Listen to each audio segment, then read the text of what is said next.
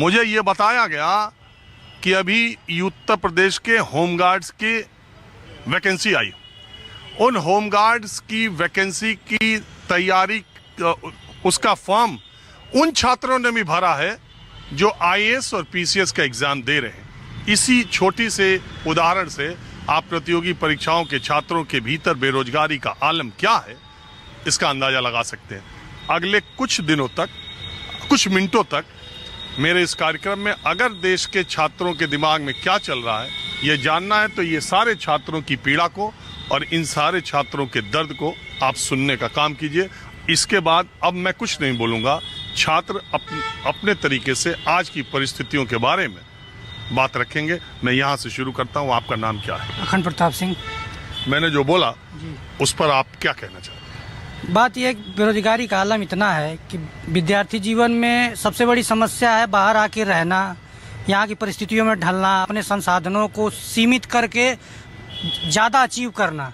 यहाँ सरकारें हैं, एक एक वैकेंसी ले रही हैं, 3-3, 4-4 साल लग जा रहा है, लेकिन सब कुछ बढ़ रहा है, समय बढ़ रहा है, परीक्षा का दायरा बढ़ रहा है, सब कुछ बढ़ रहा है, लेकिन बच्चों की अर्थव्यवस्था नहीं बढ़ रही है। उनका सामाजिक शोषण हो रहा है, मकान मालिक शोषण कर रहे हैं, डेलीगेसी में रहने वाले बच्चे जो हैं तमाम प्रकार की यातनाएं झेल रहे हैं। सब जगह है, सबके पास एक अपनी समस्या है। जो कलम किताब सब कुछ यहाँ किलो के हिसाब से मिलती थी, उसके दाम पर्टिकुलर अब 30 रुपये, 4 रुपये, 40 रुपये एक कापी हो गए हैं। जो यहाँ रद्दी के कापी मिलते थे, रफ के मिलते थे, वो उसके दाम बढ़ गए हैं। और सरकार यहाँ कुछ नहीं कर रही है। यहाँ कोई कानून नहीं, बच्चों के भविष्य के बारे में कुछ भी नहीं सोचा जा रहा है। बस ये है कि बस अपनी जितनी भी योजनाएं हैं, चुनाव के मुद्दे आ जा रहे हैं तो लोग अपनी बातें रख दे रहे हैं, लोग लुभावन वादे कर दे रहे हैं। चुनाव बस उसी पे सीमित हो गया है, भविष्य की कोई चिंता नहीं है। और तमाम प्रकार की चीज़ें 24 में यूपीपीसीएस का एग्ज़ाम हुआ, मेंस हो गया, 26 चल रहा है, अब इंटरव्यू हो रहा है।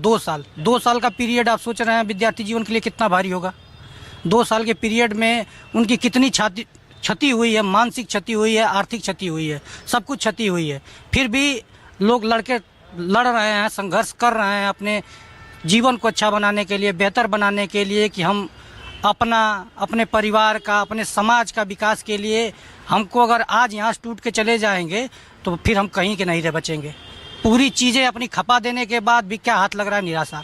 क्योंकि वैकेंसियां हैं जो 7 साल, 5 साल, 6 साल तक लटकी रह जा रही हैं। पारदर्शिता के नाम पे कुछ नहीं है। चुनाव आया है, अब वैकेंसीज आएंगी, ये मेरा दावा है। हाँ, आ रही हैं, अभी सब कुछ चल रहा है, लेकिन पारदर्शिता के नाम पे कुछ भी नहीं है। आप प्री का चाहे मेंस का रिजल्ट ले रहे हैं, सब कुछ ले रहे हैं, तो उसको भाई बताइए बच्चा किसमें कमजोर है, उसको पारदर्शी करिए। अगला बच्चा तभी तो तैयार करेगा कि हम किस सब्जेक्ट में कमजोर हैं, किस में फेल हुए हैं।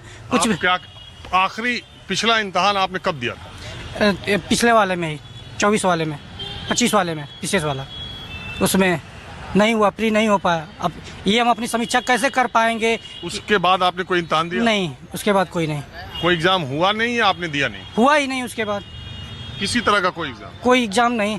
अब दरोगा लगी है, मार्च में है दरोगा की। अब देखिए दरोगा भी होती है कि टल जाती है, अभी संभावना। अच्छा, मैंने ये कहा जो बात कि आईएएस का जो एग्जाम दे रहे हैं, हाँ। जो पीसीएस का दे रहे हैं, उन्होंने भी होमगार्ड का फॉर्म भरा है। अब इसकी सच्चाई हम नहीं बता सकते हैं। हम डाले भी होंगे बच्चे भाई, जिसकी मजबूरी होगी वो डालेगा ही। जिसको दिखेगा कि हमारा समय बीत रहा है, कहीं से हमको कुछ मिलना चाहिए, तो भाई उसको चाहिए ना, वो अपने हिसाब से डालेगा। वो सोच रहा है कि पहले बेरोजगारी का जो तमगा है वो कंधे से उतरे, उसके बाद हम आगे देखेंगे। आपका क्या नाम है और आप क्या करते हैं? सर, मेरा नाम सत्येंद्र कुमार शर्मा है और यहाँ पे रह के प्रतियोगी परीक्षा की तैयारी करता हूँ। मैंने तो बोल दिया जितना बोलना था। मैं चाहता हूँ आप लोग अपनी या प्रतियोगी छात्रों की जो समस्याएं हैं और जो बातें कही जाती हैं वैकेंसी को लेकर, नौकरी को लेकर, उसको कैसे देख रहे हैं और आप लोगों पर इस वक्त क्या बीत रही है। असल में प्रतियोगी छात्रों के बीच माहौल क्या है?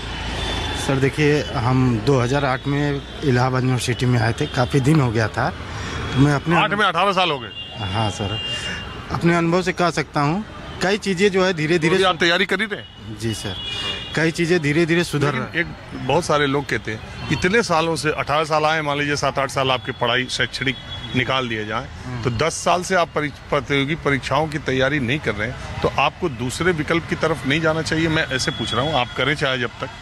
वैसे 40 साल तक यहाँ यूपी पीसीएस की। सही बात है सर। दूसरे विकल्प के लिए भी जब मैंने अपना जीवन जो है पढ़ाई में दिया हूँ तो दूसरे विकल्प में मन नहीं लगता है, तो मैं जिस चीज़ के लिए बेस्ट हूँ वो वहीं दूंगा जीवन में। अभी मेरा इंटरव्यू लगा हुआ है आयोग में पीसीएस का। जी सर।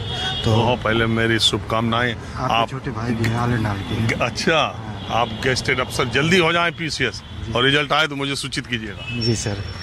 तो चीज़ें जो है सर यहाँ की धीरे धीरे सुधरी है, पारदर्शिता भी आया है, ऐसा नहीं है।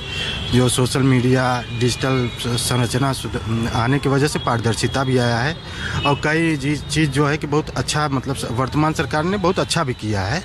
लेकिन साथ साथ हम ये देख रहे हैं कि ये लोकतंत्र सर कहीं न कहीं ये भीड़ तंत्र की तरफ बढ़ रही है। लोगों में जो संवेदना होती है वो मर जा रही है लोगों के। फॉर एग्ज़ाम्पल, अगर आपका छोटा सा समस्या है, किसी को बीमार पड़ गया है, किसी हॉस्पिटल में ही गया, कोई सरकारी हॉस्पिटल में ही गया, तो लोग इस तरीके से देखते हैं ये कहाँ से आ गया, कैसे आ गया। आदमी चेहरा देख के लोग यहाँ पे बिहेवियर करते हैं। तो लोग हमारे कहने का मतलब ये है कि लोग अपने कर्तव्य को तो नहीं जानते हैं, लेकिन अपने अधिकार को जानते हैं, जिससे ये सब समस्याएं हो रही हैं। और जो असल में मुद्दा है छात्रों के जीवन में, उस चीज़ के लिए जो है कि कोई नहीं लड़ रहा है। बस जातिवाद, धर्मवाद, क्षेत्रवाद, इसके लिए लड़ रहा है। असल मुद्दा ये है कि संसाधन बढ़ रहे हैं, जनसंख्या बढ़ रही है, तो उस हिसाब से आपको जो है कि रोज़गार के लिए, शिक्षा के लिए और अन्य भी है काम करना चाहिए, न कि कानून बना देना और छात्रों के बीच में वैमनस्यता पैदा करना। जो कि मैं जब 2008 में आया था तो ऐसा कुछ नहीं माहौल था सर। बहुत ही पोलाइटली यहाँ के लोग रहते थे। छात्रावास में भी बहुत अच्छा था। बीच में कुछ दौर आया छात्रावास में मार झगड़े ये सब होते हैं। वो तो जब बच्चा 16-17 साल का रहता है और यूनिवर्सिटी में आता है तो वो उसका दिमाग दूसरे टाइप का रहता है ना, वो चंचल रहता है, तो मार झगड़ा होता रहता है। और वो सभी वर्ग के बच्चे करते हैं, सभी वर्ग के बच्चे करते हैं सर, वो सभी वर्ग के बच्चे करते हैं। और ऐसा कहा जाता है कि बच्चे जो होते हैं वो हनुमान जी का रूप होते हैं, बंदर की तरह होते हैं, वो उछलते हैं, कूदते हैं। उनमें जो है प्रेम आना चाहिए, ना कि उनमें वैमनस्यता आना चाहिए। किसी कारणवश उनके अंदर वैमनस्यता आ गया। आपका नाम